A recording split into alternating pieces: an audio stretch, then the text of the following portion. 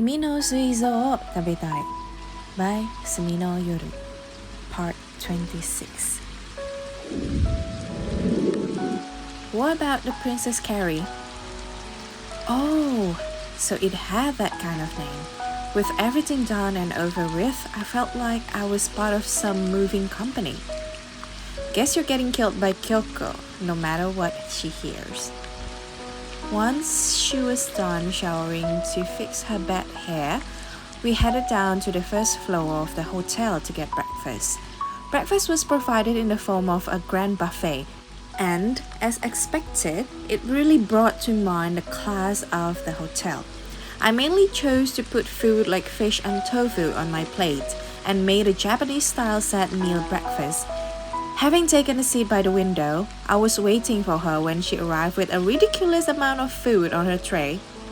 I need to eat lots in the morning, so she said. But in the end, she left a third of the food untouched, and I had to eat that. While we were eating, I earnestly preached to her about the joys of planning. After returning to our room, I boiled some water and brewed some coffee. She fixed herself some black tea. We took a breather and watched the morning programs, taking up the same positions as last night. Within the serene space that dazzling sun rays streamed into, it was as if the both of us had forgotten the last question from yesterday. "What's the plan for today?" When I asked, she energetically stood up and walked over to her sky blue bag and took out a notebook. It seems she had sandwiched the Shinkansen tickets inside it. We're taking the Shinkansen at 2:30, so we'll have time to eat lunch and buy souvenirs. Shall we go somewhere before that? I don't know this area, so I'll just leave it to you. After we leisurely checked ourselves out and bowed our hats to the employees, in compliance with her decision, we took a bus and headed for a shopping mall that was apparently famous, a commercial complex that was built to have a river run through it.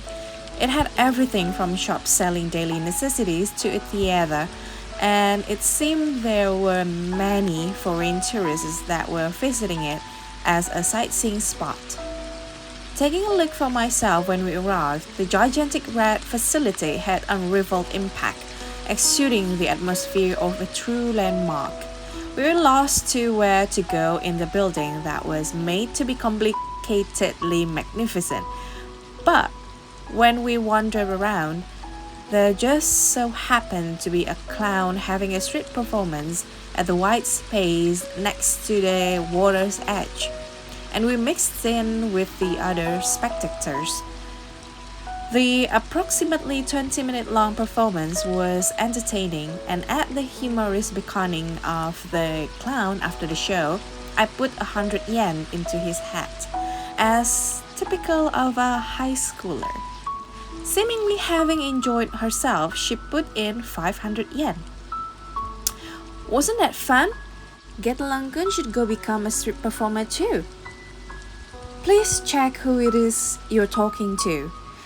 Doing a job where I have to engage others is impossible for me. That's why I think that person is amazing. I see. That's too bad. Maybe I should give it a go. Ah, I forgot. I'm going to die soon. Did you bring up this topic so you could just say that? You do have a year after all. Even if reaching their level is impossible, you'd still get pretty good if you practice. At my suggestion, she smiled resplendently. It was a smile that looked contagious. Yeah, that's true. Maybe I should try it out. Thrilled at her prospects for the future, she bought a few items to practice with from a magic goods specialty store within the facility. Throughout her purchase, I didn't get to enter the store, since she would be performing for me too someday. There have been no meaning were I to help her choose. That was the reason why. It couldn't be helped, so I watched the commercial for magic goods playing at the storefront together with some elementary schoolers. Maybe with this I'll emerge like a comet. and have my name passed down to future generations as a legendary magician that suddenly disappeared. If you were unbelievably talented, then perhaps. 1 year of my life is worth 5 years of other people, so it'll definitely work out. Look forward to it. Wasn't the value of a person's single day unchanging? Looking like she was really serious about this, her expression was brimming with greater verve than usual. What made humans shine was the ability to achieve their goals despite their lack of time. Standing next to her, she probably shone much more prominently.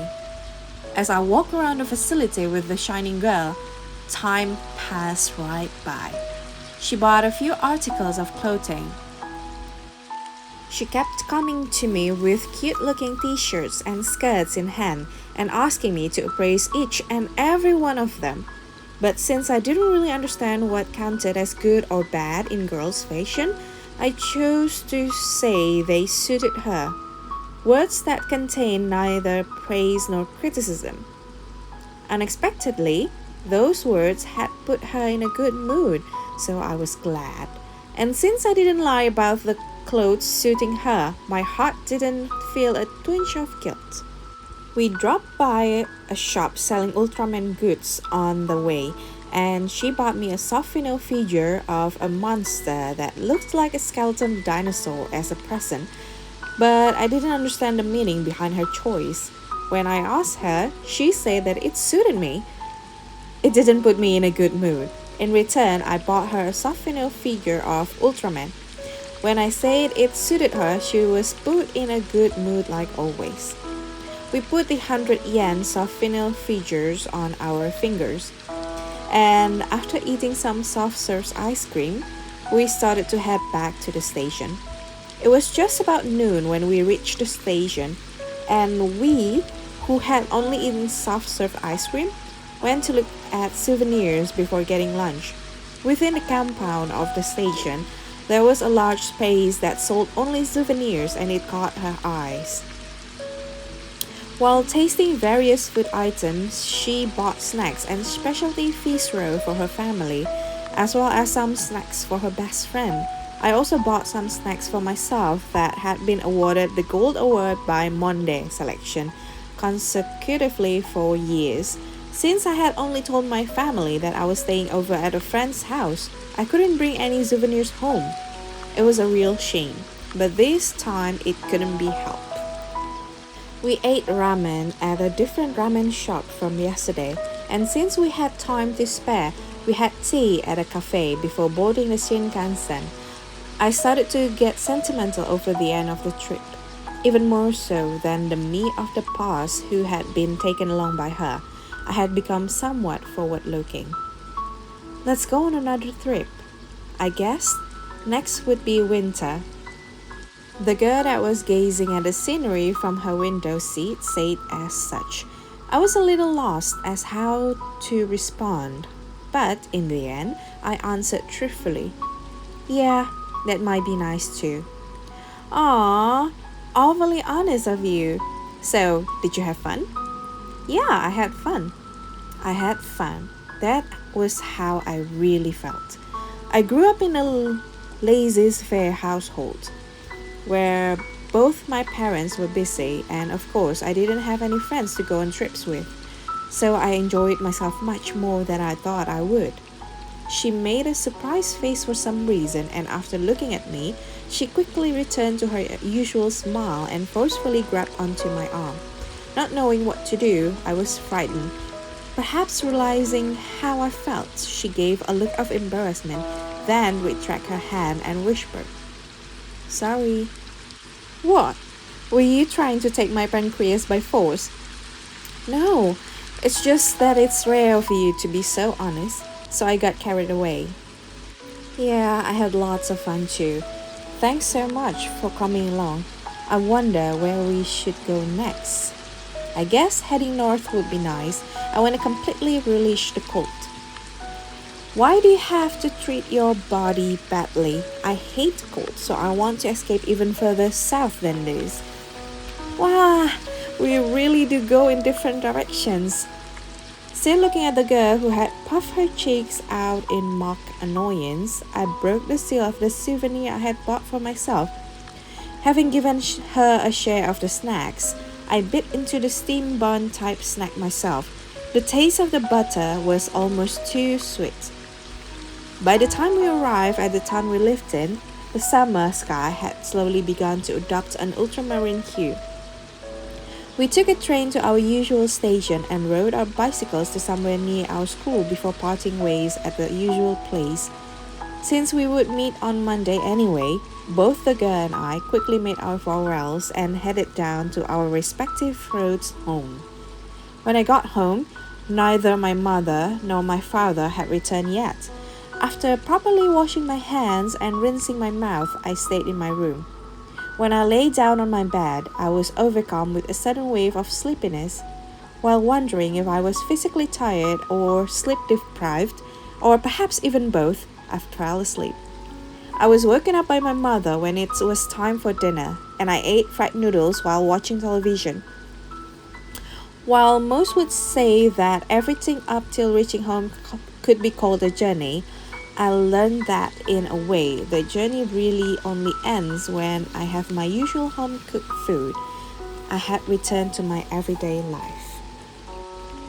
For the remainder of the weekend, there was no contact from her at all.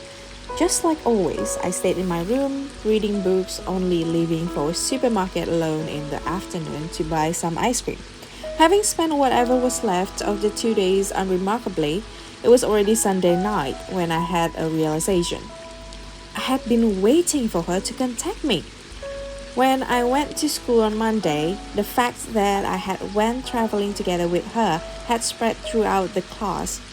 I wasn't sure whether it was related to that, but I discovered my indoor shoes inside a trash can. Whatever the case, it didn't seem like I had accidentally dropped the ball. Well, that's at the end of the part 26. I hope you guys enjoy it. Thanks for watching or listening to this video. Anyway, if you do like this video, don't forget to click that little thumbs up button, and also if you haven't subscribed to my channel yet, click that subscribe button and ring that bell so you'll be notified whenever I uploaded a new video. That's it for today. See you at the next video. Bye bye.